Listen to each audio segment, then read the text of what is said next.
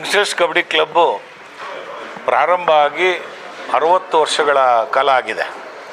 ಈ 60 ವರ್ಷಗಳಲ್ಲಿ ನೂರಾರು ಕ್ರೀಡಾಪಟುಗಳನ್ನು ತಯಾರಿಸಿ ರಾಷ್ಟ್ರ ಮಟ್ಟದಲ್ಲಿ ಮತ್ತು ರಾಜ್ಯ ಮಟ್ಟದ ಆಟಗಾರನಾಗಿ ರೂಪಿಸಿರುವ ಖ್ಯಾತಿ ಯಂಗ್ಸ್ಟರ್ಸ್ ಕಬಡ್ಡಿ ಕ್ಲಬ್ದು. ಯಂಗ್ಸ್ಟರ್ಸ್ ಕಬಡ್ಡಿ ಕ್ಲಬ್ಬಲ್ಲಿ ಇದು 50ನೇ ಪಂದ್ಯಾವಳಿ, ಕಬಡ್ಡಿ ಪಂದ್ಯಾವಳಿ. ನಾವು ರಾಷ್ಟ್ರ ಮಟ್ಟದ ಕಬಡ್ಡಿ ಪಂದ್ಯಾವಳಿಗಳನ್ನು, ಪುರುಷ ಮತ್ತು ಮಹಿಳೆಯರ ಕಬಡ್ಡಿ ಪಂದ್ಯಾವಳಿಗಳನ್ನು, ಈ ಗೋಲ್ಡ್ ಕಪ್ ಕಬಡ್ಡಿ ಪಂದ್ಯಾವಳಿಗಳನ್ನು ಮಾಡಿರುವ ಹೆಮ್ಮೆ ಯಂಗ್ಸ್ಟರ್ಸ್ ಕಬಡ್ಡಿ ಕ್ಲಬ್ದು. ಬಹುಶಃ ಗೋಲ್ಡ್ ಕಪ್ ಕಬಡ್ಡಿ ಟೂರ್ನಮೆಂಟನ್ನು ಮಾಡಿದಂಥ ಏಕೈಕ ಖಾಸಗಿ ತಂಡ ಯಂಗ್ಸ್ಟರ್ಸ್ ಕಬಡ್ಡಿ ಕ್ಲಬ್ ಆಗಿರುತ್ತೆ. ಆಮೇಲೆ ನಾವು ಈ ಬಾರಿ ಖಾಸಗಿ ತಂಡಗಳ ಪುರುಷರ ಕಬಡ್ಡಿ ಪಂದ್ಯಾವಳಿಗಳನ್ನು ಆಯೋಜನೆ ಮಾಡಿದ್ದೇವೆ. 3 ದಿನಗಳ ಕಾಲ ಈ ಪಂದ್ಯಾವಳಿ ನಡೆಯೋದಿದೆ. 12ನೇ ತಾರೀಕು 5ವರೆಗೆ ಈ ಪಂದ್ಯಾವಳಿ ಪ್ರಾರಂಭ ಆಗುತ್ತೆ. ಆ ಪಂದ್ಯಾವಳಿಯನ್ನು ಕರ್ನಾಟಕ ರಾಜ್ಯದ ಮಾಜಿ ಸಚಿವರು, ಗ್ಯಾರಂಟಿ ಯೋಜನೆಗಳ ಅನುಷ್ಠಾನ ಸಮಿತಿಯ ಹಾಲಿ ಅಧ್ಯಕ್ಷರಾದ ಸ್ವತಃ ಕಬಡ್ಡಿ ಆಟಗಾರರಾದ HM ರೇವಣ್ಣರವರು, ಅವ್ರ ಜೊತೆಗೆ ಸ್ವತಃ ಕಬಡ್ಡಿ ಆಟಗಾರರಾದ KM ನಾಗರಾಜ್ರವರು, ಕರ್ನಾಟಕ ಧಾರ್ಮಿಕ ಪರಿಷತ್ನ ಸದಸ್ಯರು ಮತ್ತು ಕಮ್ಯುನಿಟಿ ಸೆಂಟರ್ ಜಯನಗರ ಇದರ ಅಧ್ಯಕ್ಷರು ಸಹ, ಅವರು ಕನಕನಪಾಳ್ಯ ಕಬಡ್ಡಿ ಕ್ಲಬ್ನ ಅಧ್ಯಕ್ಷರು ಕೂಡ.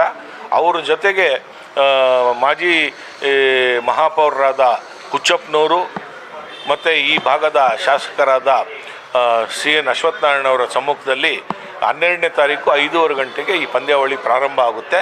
36 ಪುರುಷರ ಖಾಸಗಿ ತಂಡಗಳು ಈ ಟೂರ್ನಮೆಂಟಲ್ಲಿ ಭಾಗವಹಿಸ್ತಾ ಇದೆ. ಭಾನುವಾರ ಸಂಜೆ 5:30 ಗಂಟೆಯಿಂದ ಸೆಮಿಫೈನಲ್ಸ್ ಮತ್ತು ಫೈನಲ್ಸ್ ಪಂದ್ಯಾವಳಿಗಳು ನಡೆಯೋದಿದೆ. ನಾವು ಈ ಟೂರ್ನಮೆಂಟಲ್ಲಿ ವಿಜೇತರಾದ ತಂಡಕ್ಕೆ 75,000 ರೂಪಾಯಿಗಳ ನಗದು ಬಹುಮಾನ, 2ನೇ ಸ್ಥಾನ ಪಡೆದಂಥ ತಂಡಕ್ಕೆ 50,000 ರೂಪಾಯಿ ನಗದು ಬಹುಮಾನ, 3 ಮತ್ತು 4ನೇ ಸ್ಥಾನ ಪಡೆದಂಥ ಕಬಡ್ಡಿ ತಂಡಗಳಿಗೆ ತಲಾ 25,000 ರೂಪಾಯಿಗಳ ನಗದು ಬಹುಮಾನವನ್ನು ಕೊಡ್ತಾ ಇದ್ದೇವೆ. ಅದ್ರ ಜೊತೆಗೆ ನಾವು ಇಲ್ಲೇನು ಪ್ರದರ್ಶನಕ್ಕೆ ಇಟ್ಟಿದ್ದೀವಿ ಈ ಕರಂಡಗಳನ್ನು, ಆ ಕಪ್ಗಳನ್ನು ಅವರಿಗೆ ನಾವು ಅದನ್ನು ಕೊಡೋರಿದ್ದೇವೆ.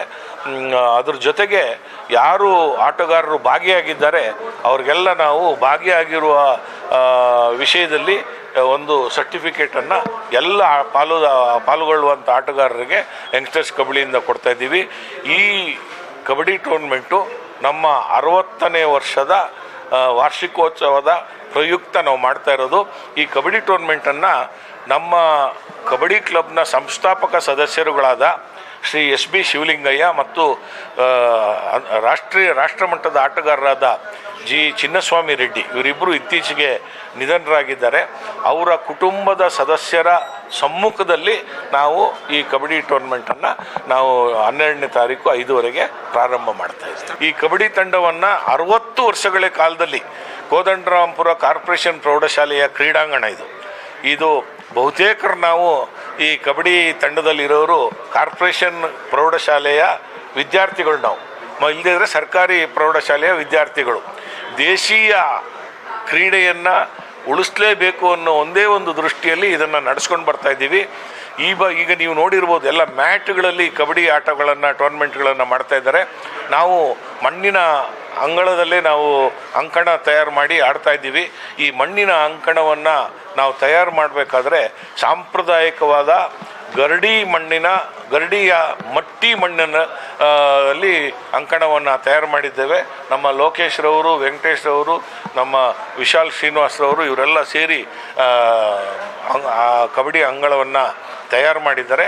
ಈ ಮಟ್ಟಿ ಮಣ್ಣಿಗೆ ನಾವು ಅರಿಶಿಣ, ಕುಂಕುಮ, ಚಂದನ, ಪಚ್ಚೆ ಕರ್ಪೂರ, ಬೇವಿನ ಪುಡಿ ಮತ್ತು ಬೆಣ್ಣೆ, ಹಾಲು, ಮೊಸರು, ಹರಳೆಣ್ಣೆ ಇಷ್ಟು ಮಣ್ಣಿಗೆ ಮಿಶ್ರಣ ಮಾಡಿ ಸಾಂಪ್ರದಾಯಿಕವಾದ ಅಂಕಣವನ್ನು ಮಾಡಿದ್ದೇವೆ. ಬಹುಶಃ ಇದು ನನಗೆ ಗೊತ್ತಿರೋ ಮಟ್ಟಕ್ಕೆ ಪ್ರಪ್ರಥಮ ಬಾರಿಗೆ ನಾವು ಈ ರೀತಿಯ ಸಾಂಪ್ರದಾಯಿಕ ಮಣ್ಣಿನ ಅಂಗಣದಲ್ಲಿ ಕಬಡ್ಡಿ ಟೂರ್ನಮೆಂಟನ್ನು ಮಾಡ್ತಾಯಿದ್ದೀವಿ.